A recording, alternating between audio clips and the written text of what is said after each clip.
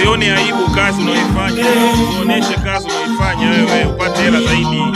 Usione aibu, kuona aibu kwenye kazi unayoifanya ni kumkufuru Mwenyezi Mungu.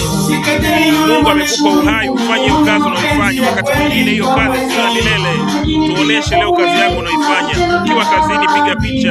Unaweza ukapata kazi zaidi au ukakosa kazi zaidi kwa sababu ya kuendelea kujificha.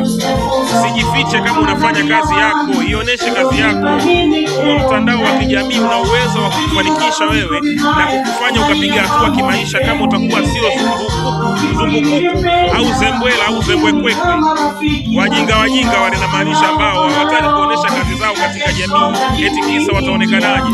Hakuna kazi mbaya wala hakuna kazi chafu. Kazi ni kazi, ni wakati tu. Unaweza kufanya jambo kwa muda wakati Mwenyezi Mungu anakuandalia daraja na njia nzuri ya kufanya beta zaidi. Respect, share hivi.